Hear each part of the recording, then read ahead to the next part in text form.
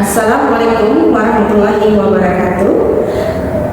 Salam sejahtera selalu untuk kita semua. Perkenalkan, saya Sri Reno, dosen Sekolah Tinggi Ilmu Ekonomi Cakrawala yang berada di Kabupaten Karimun, Kepulauan Riau. Di sini saya mengajar di program studi akuntansi dan manajemen. Di sini saya akan menjelaskan yang berhubungan dengan mata kuliah yang saya ambil, yaitu deskripsi mata kuliah, metode perkuliahan, manfaat mata kuliah, capaian pembelajaran, serta materi perkuliahan.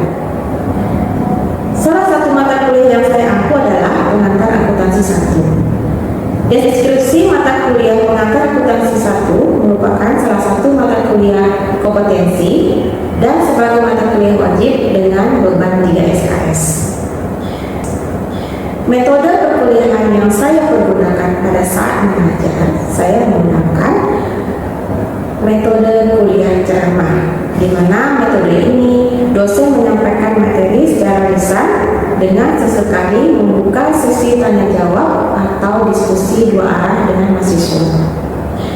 Manfaat mata kuliah. Sebagai mahasiswa pada program studi manajemen dan akuntansi, mata kuliah pengantar akuntansi 1 ini merupakan mata kuliah inti dan wajib untuk dikuasai, karena sebagai dasar untuk mengambil mata kuliah pengantar akuntansi 2. Sesuai dengan profil lulusan yang diharapkan program studi, maka lulusan yang diharapkan adalah alumni dapat menjadi seorang yang profesional, sehingga mata kuliah pengantar akuntansi 1 menjadi tuntutan dan sangat bermanfaat untuk mendukung profesinya nanti. Capaian pembelajaran. Mahasiswa diharapkan mampu menganalisis konsep dasar akuntansi, menyusun laporan keuangan perusahaan baik jasa maupun dagang, serta mengaplikasikannya pada kegiatan di masyarakat. Materi perkuliahan pengantar akuntansi 1 adalah sebagai berikut: konsep dasar akuntansi, dasar-dasar prosedur akuntansi, persamaan dasar akuntansi, siklus akuntansi tahap pencatatan, siklus akuntansi tahap penyusunan laporan keuangan, gambaran umum perusahaan dagang, jurnal khusus dan pengendalian intern, siklus akuntansi tahap penyusunan laporan keuangan pada perusahaan dagang. Demikianlah yang dapat saya sampaikan yang berhubungan dengan mata kuliah pengantar akuntansi. Saya akhiri dengan Assalamualaikum warahmatullahi wabarakatuh. Assalamualaikum warahmatullahi wabarakatuh. Waalaikumsalam warahmatullahi Siang. wabarakatuh. Selamat siang. Di sini untuk pertemuan kedua kita itu mempelajari tentang konsep dasar akuntansi. Ya, dimana konsep dasar akuntansi itu kita mempelajari pengertian akuntansi, kegunaan informasi akuntansi, proses akuntansi, penggunaan akuntansi itu untuk siapa aja, macam-macam akuntansi, peran akuntansi dalam bisnis, dan proses akuntansi. Jadi ada 7 materi yang akan kita pelajari.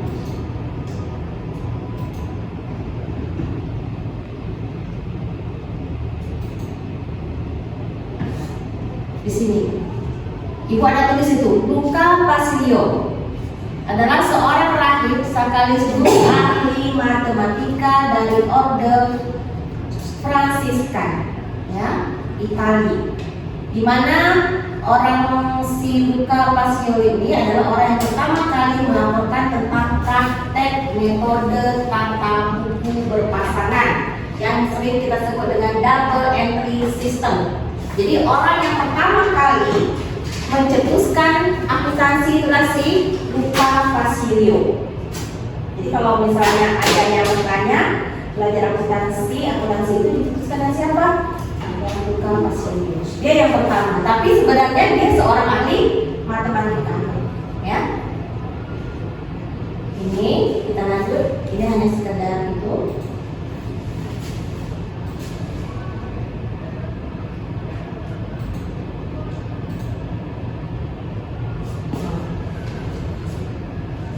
Akuntansi dan aktivitas perusahaan, di mana perusahaan sebagai organisasi pencari laba.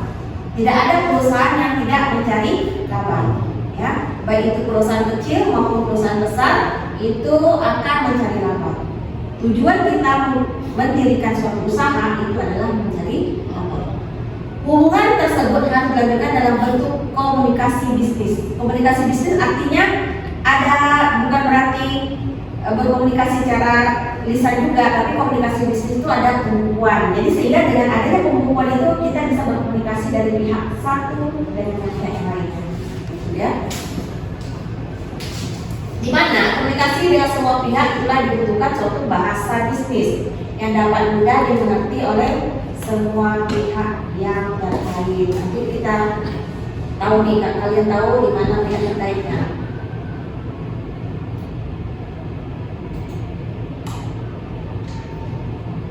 Apakah akuntansi itu? Akuntansi adalah sistem di mana kita mengidentifikasikan, mencatat, dan mengkomunikasikan peristiwa ekonomi dari suatu organisasi kepada pengguna yang berkepentingan. Siapa pengguna berkepentingan nanti Ibu akan menjelaskan lagi satu persatu, ya.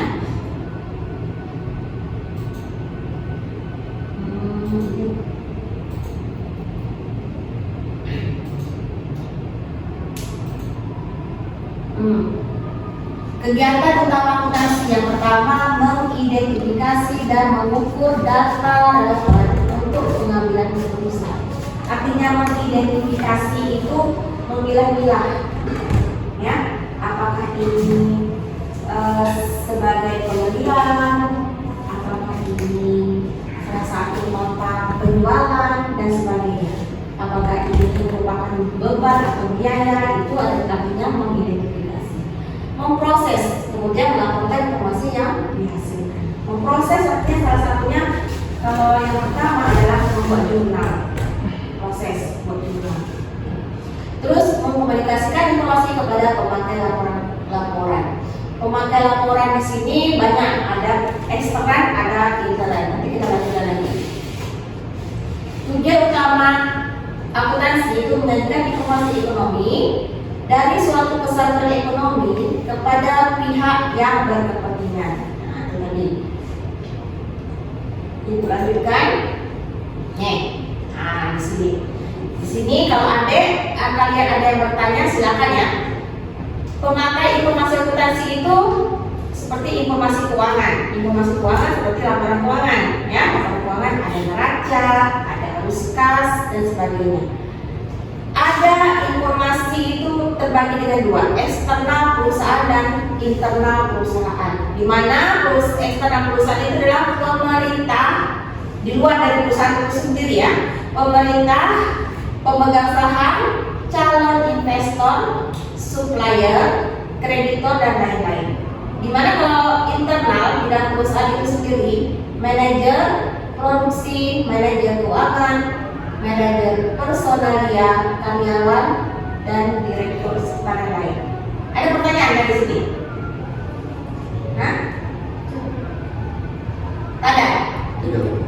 Kamu tidak bertanya, kenapa Bu pemerintah yang ini untuk pemerintah tidak ada yang bertanya? Kenapa manajer produksi Bu yang mau mengetahui laporan keuangan? Nah, Ibu jelaskan satu-satu ya. Eksternal perusahaan, pemerintah itu kenapa memerlukan informasi keuangan? Karena untuk apa? Pengen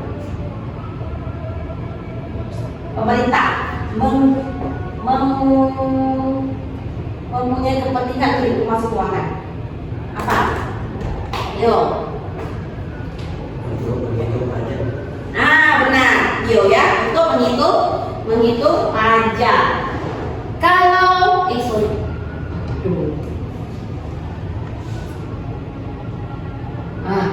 kalau pemegang saham, pemegang saham apa? Apabila perusahaan menjual sahamnya, dia harus tahu nih pemegang saham perusahaan itu mengalami keuntungan atau kerugian. Apakah perusahaan itu mengalami kemajuan atau tidak? Terus calon investor. Dan investor juga harus tahu di mana dana investor itu kalau kita misalnya nih mau bikin usaha, ya kan?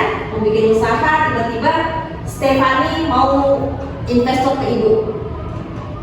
Saya harus lihat dulu, bagus tak laporan keuangan ibu, bagus tak penjualan ibu, kan seperti itu. Contohnya seperti itu ya. Terus supplier itu ini biasa kreditor itu hampir sama dengan calon investor itu kan sama. Yang kedua yaitu internal perusahaan, di mana manajer produksi. Sudah tahu manajer produksi, kalau perusahaan itu bertambah, produksinya bertambah, tandanya perusahaan itu mengalami keuntungan atau keadaan finansial baik. Manajer keuangan harus tahu juga laba dan rugi. Manajer personalia, apakah ini menambah karyawan kalau di pabrik, kalau dia sekali maju kan menambah karyawan kah atau tidak? Nah, karyawan itu sendiri kenapa? Dia harus tahu nih perusahaan ini mau bangkrut atau tidak. Kalau mau bangkrut atau mau ada masalah, otomatis dia siap-siap nih mau keluar dari perusahaan tersebut, mencari perusahaan yang baru atau pekerjaan yang baru. Perlu karyawan itu sebenarnya perlu, tapi tidak mendetail, ya secara umum aja, secara umum tidak spesifik. Direktur, nah direktur ini harus tahu juga, manajer direktur harus tahu. Kenapa? Kalau direktur harus tahu dia mau ekspansi apa tidak perusahaan tersebut, atau memperbesar, memperluas, artinya memperluas perusahaannya atau tidak. Nah, jadi kalau misalnya mengalami laba, otomatis dia mau ekspansi, atau dia mau membeli IP aset-aset, sesuatu aset yang menambahkan aset. Nah, itu direkturnya seperti ini.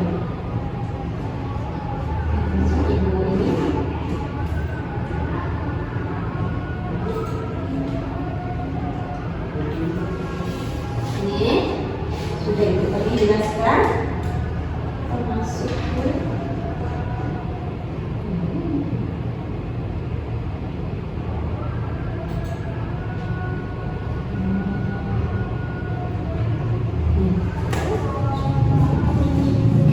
seorang manajer harus bisa menjawab yang pertama, apakah jumlah kas cukup untuk membayar tagihan-tagihan manajer tadi, manajer keuangan, manajer. Mampukah kita memberikan kenaikan gaji bagi karyawan tahun ini? Nah, itu manajer juga, ya. Semua manajer nih, berapakah biaya produksi masing-masing produk? Nah, ini dari manajer produksi. Unit produk apakah yang paling menguntungkan? Ini juga untuk manajer produksi. Seperti itu, ya.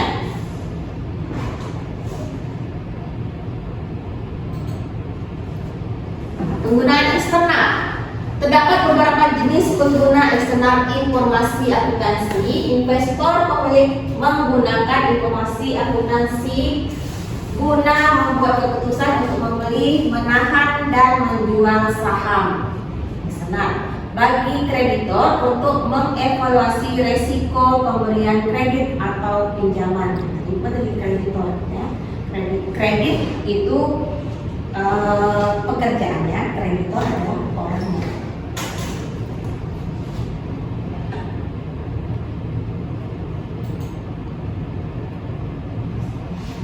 Investor dan kreditor harus bisa mengevaluasi. Yang pertama, apakah perusahaan mendapatkan laba yang memuaskan?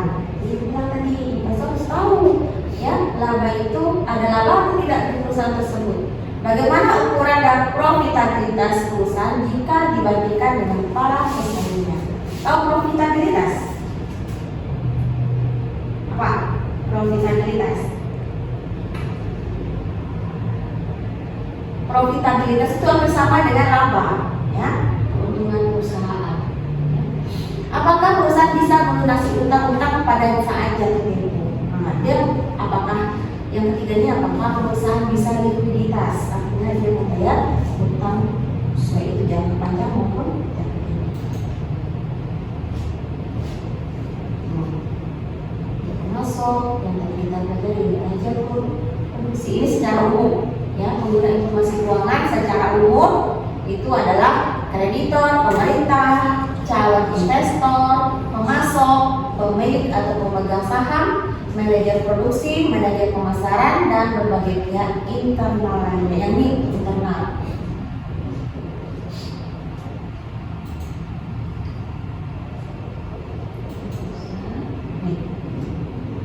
Jadi belajar akuntansi harus tahu akuntansi itu ada berapa jenis.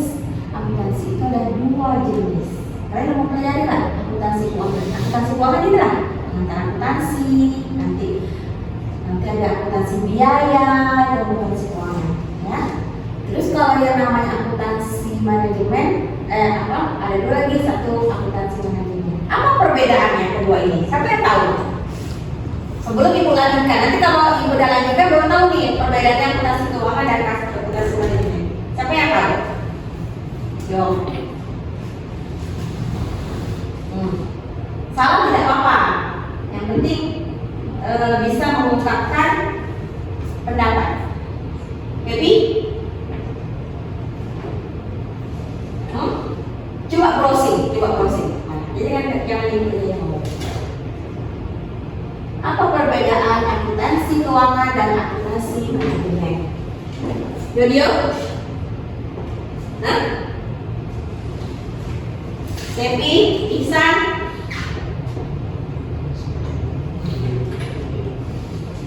Coba kamu baca. Baca ini tak apa?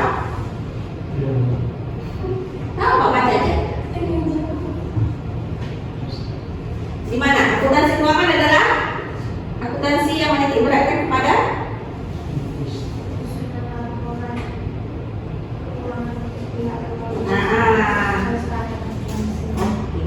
jadi kan kalau akuntansi keuangan itu akuntansi yang digunakan laporan keuangannya itu ya akurat informasi pihak eksternal organisasi perusahaan seperti kreditor tadi, pemerintah, pemegang saham, investor dan lain. Pokoknya yang di luar perusahaan itu adalah akuntansi keuangan.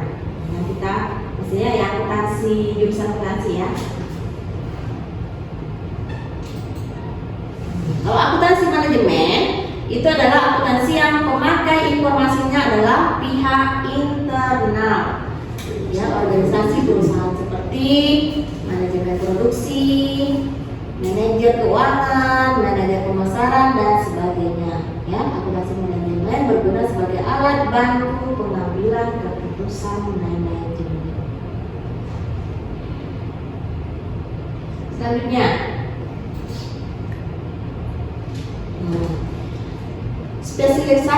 spesialisasi bidang akuntansi. Yang pertama ada akuntansi biaya, jadi akan kalian pelajari juga akuntansi biaya, akuntansi keuangan seperti pengantar akuntansi keuangan juga ada akuntansi keuangan menengah 1, ada akuntansi keuangan menengah 2, akuntansi keuangan menengah lanjutan, itu masuk kategori akuntansi keuangan.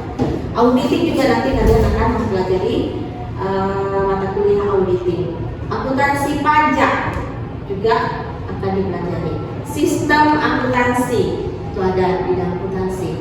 Terus akuntansi anggaran, akuntansi internasional dan akuntansi sektor publik. Ya. Itu ada beberapa 2, 4, 6, 8 bidang akuntansi. Ini harus tahu ya.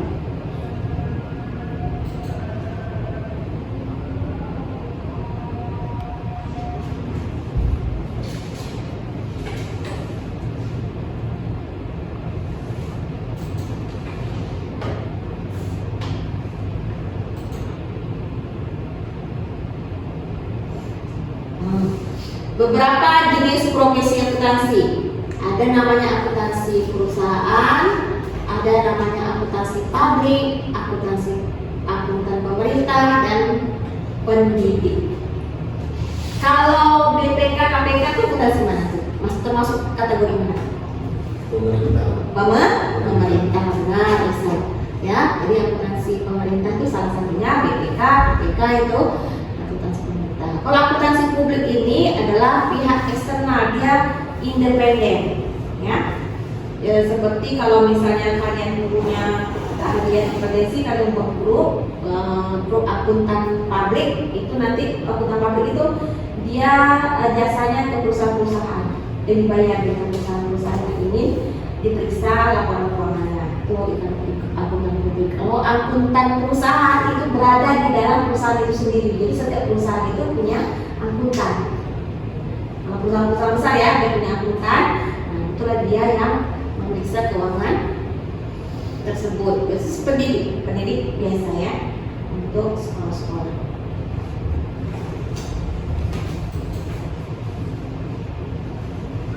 Ini, kan?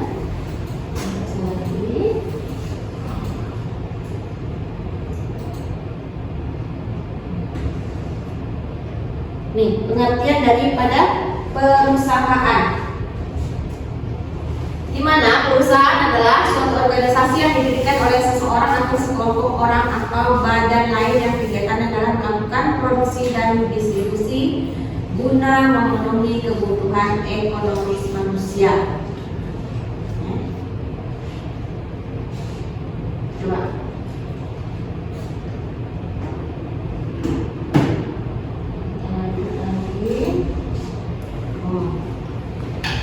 Kalian harus bedakan antara jenis perusahaan dengan bentuk perusahaan.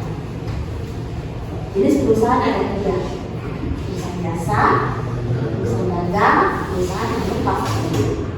Ada yang bisa dijelaskan tentang perusahaan jasa? Ya.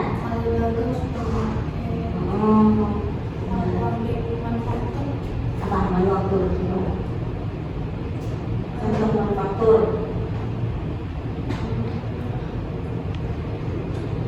Perusahaan manufaktur itu dia mengelola bahan mentah menjadi setengah jadi, menjadi bahan jadi. Contohnya di Bali ada, di Karimun ada di Bali. Akarin boleh, dan dari kemasan lain, dari kemasan yang lebih jelas lagi apa? Apa? Mebel atau mebel boleh. Kalau mebel kan dari bahan misalnya triplek,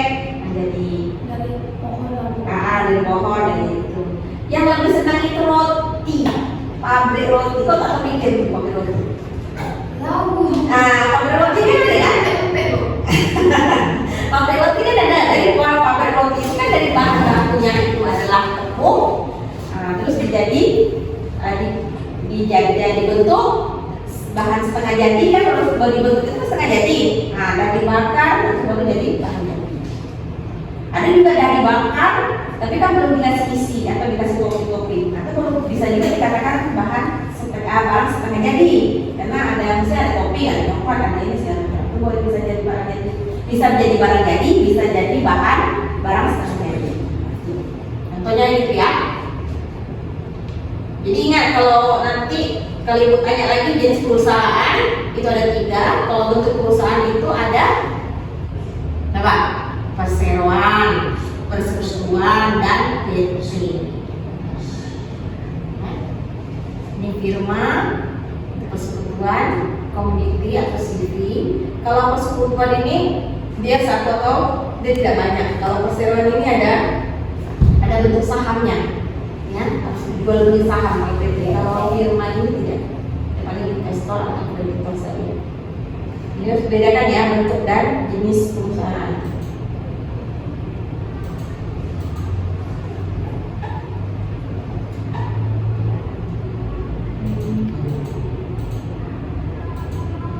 Oke, ada pertanyaan sampai di sini?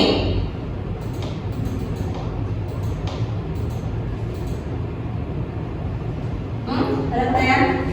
Ini kamu ada tidak? Ini kamu tidak? Baik. Bilang bro. Ilham, Ihsan, siapa? Pak Dio? Steffi biasanya ini yang sering bertanya kok jadi tak mau tanya. Apa? Steffi mau tanya yang mana? Iya bu, benar bu. Tadi info tunjuk tangan bu. Baby, ada pertanyaan? Kalau tak ada pertanyaan ibu tutup. Tanyanya ibu ini, ibu pintar ini. mengajar kalau seperti itu. Ibu, Apa? kalau ini menurut pendapat ibu ya, mana lebih penting memperoleh laba besar atau menjaga kualitas informasi kapitalisme? Maksudnya apa? Kurang Menurut ibu nih, Ah. mana lebih penting memperoleh laba besar kayak keuntungan besar atau menjaga kualitas informasi kapitalisme kayak informasi di suatu perusahaan itu? Mencari laba dulu, karena tujuan utama suatu perusahaan, kalau menurutku ya, tujuan pertama suatu perusahaan adalah mencari laba. Setelah laba diperoleh, baru berlanjutlah yang lainnya. Seperti itu, ya. Karena informasi akuntansi itu kan berupa pembukuan. Ada lagi? Sudah, Dio? Kalau tak ada nih, kita lanjutkan minggu depan. Seperti apa?